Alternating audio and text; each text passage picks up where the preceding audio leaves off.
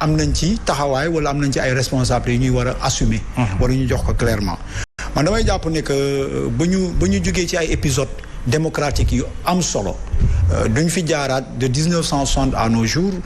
sur le rôle qui a été joué par une société civile qui a été très lucide dans ses positions.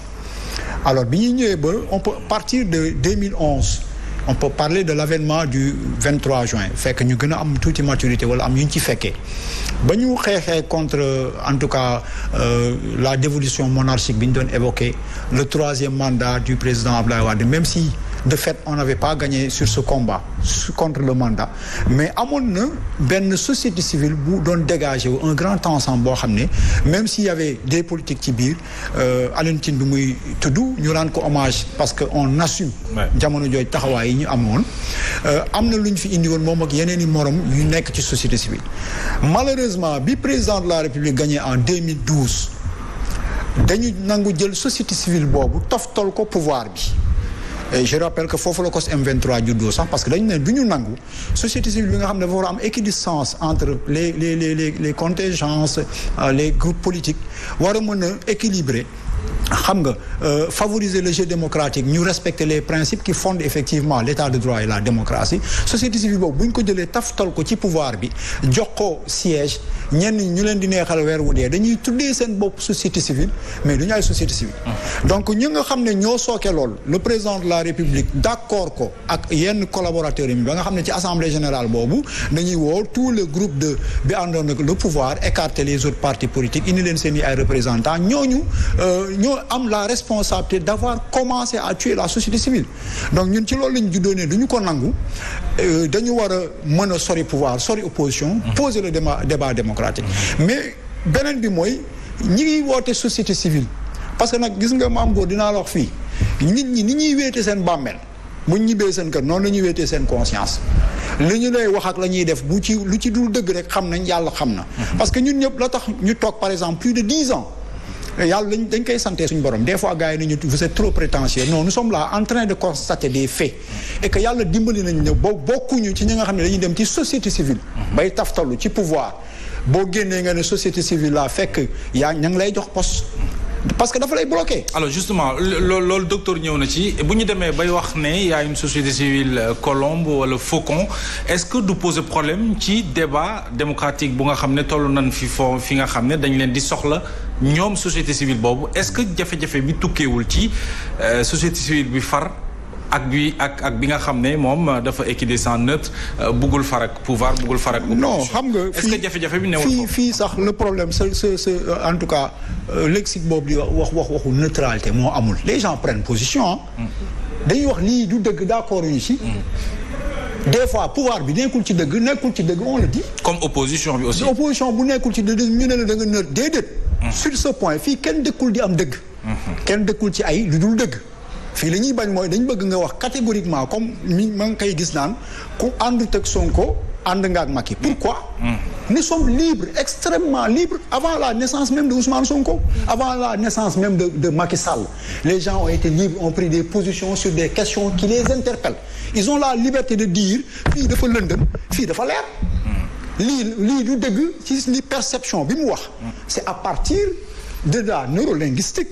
c'est à partir d'un souvenir quelle lecture nous avons de la forme et du contenu lan la ñuy jox lan la ñuy fàttali ba ñu mën ko teg am ci lecture am ci interprétation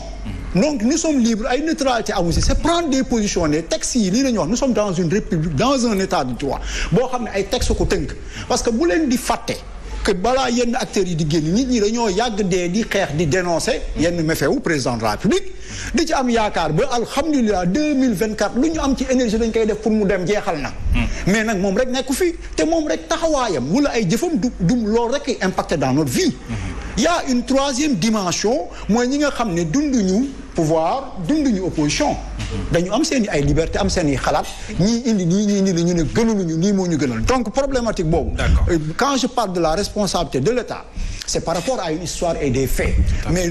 tous ces acteurs que nous sommes man par exemple avec la COS M23 qu'on nous l'accepte ou pas dañ fiy jouer ay rôle yu taxaw. Bien sûr. Avant qui que ce soit je me rappelle même bi ñuy doog a limoger Ousmane Sonko ak Nafi Ngom Keïta mais fii siège Amnesty on a fait une conférence de presse boobu groupe yu bëri dégguñu leen ak yeneen ak yeneen. ba ñuy mujjee woote le 25 mars 2018 fii Obélisque am na ñu ñëw am na ñu ñëwul am nañ tey jii ñu nangul ne yéen a yor xilaafa yi xeexal Sénégal mais bañ fa ñëwee da ngay wax ñun du ñu xeexal Karim Wade du ñu xeexal Khalifa Sall te tey jii ñoo yenu combat yi soit c'est pour vous dire que ni bu gars yi foog ne ñoom ñoo moom vertu yi bu gars yi foog ne ñoom ñoo moom histoire bi affaire yi ay acte la ak ay faits yu ñuy apprécier maintenant bay ma rek toog dafa am solo parce que du société civile bu taftalu rek ci pouvoir bi am nit ñu gisee société civile bi taftalu ci pouvoir bi 23 juin jot ñu dem palais génnee 13 millions 12 millions ngeen def ko à la une te kenn nanguwul poser le débat ni lii du société civile noonu la amee société civile buy woote ne société civile la mais mi ngi politique mi ngi politique. donc l'axe du mal foofu la. muy mais moo tax nag fa laa indee la responsabilité individuelle l'honnêteté. Quand je suis du camp du pouvoir j'ai le courage de l'assumer. Je dis pouvoir là boo xam ne lii du société civile parce que déjà société civile c'est dañ ko xaw a galvaudé il y a un groupe de Sénégalais société civile qu'on ne voit pas sur les plateaux on les rencontre ou bien on part man semaine yi passé maa ngi ci àll bi Kédougou Ndendoori fu ne di dem ak ci askan wi ci loo xam ne du dërëm buñ may fay am na ci yoo xam ne sax da ngay woo Ousmane Sonko fay ko xaalis par exemple mu jàngal xale yi ci lu jëm ci ay affaire ay nu mu tudd fiscalité dañuy liggéey donc société civile boobu am na mais société civile bii ñuy teg par force na ñoom la ba bu ñu sëqatee Sénégal bëgg a daanu il faut ñu accepter que ne pouvoir bi moom moo nangu jouer ce jeu mais tamit man maa gën a xam ni su ma demoon ci groupe boobu ñu may jox ma dépendre ci bu ma génnee je fais semblant et c'est la même chose bu ma nekkee ci groupe politique yi di dugg ci ay liste électorale di am lu ma ci yaakaar man bu ma la gisee ngay wax loo xamante ni je prends par exemple un groupe comme un M2D ak yeneen groupe yi fi am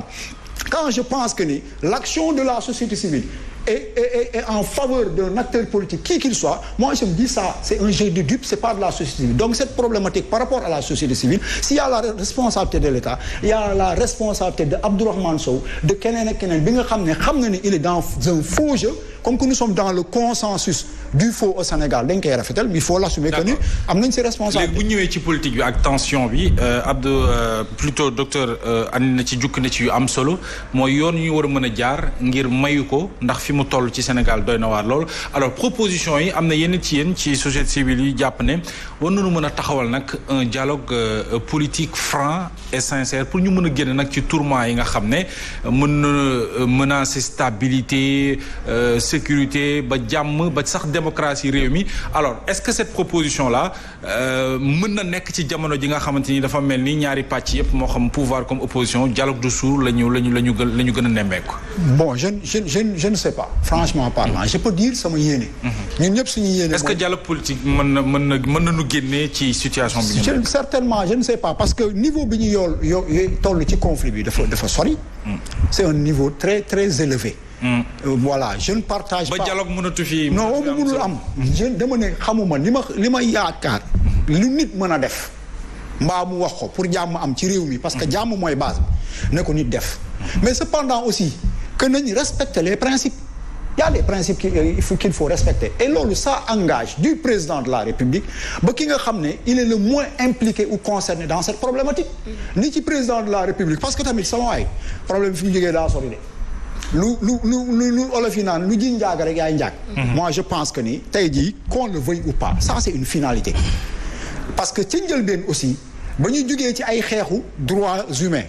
ci démocratie ak i démocratique yi ci fonctionnement de nos institutions ci manipulation de la justice et autres le président de la République nouvellement élu qu'on le veuille ou pas il avait la responsabilité en tout cas xam lañ bëgg surtout ci domaine boobu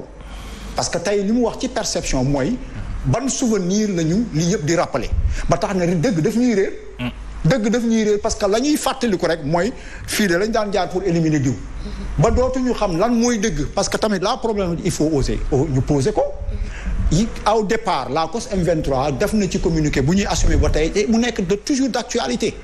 en 3 dimensions ou 4 benn bi mooy kenn du wax Sénégal fii ba Adji Sarr du nekk citoyenne sénégalaise bu am ay droits am. tout à fait billaahi wal kitaab bi nit du ko benn nit mënu ko. absolument ça c'est indéniable dafa am ay droits citoyens la bu jàppee ne dañ koo tooñ dafa war a dem fay ñuy fiy yoon porter plainte waxuma ne moo wax dëgg de mais loolu la ñu may parce que kenn du fajal sa bopp. Ça c'était de un. De deux, on avait dit que ne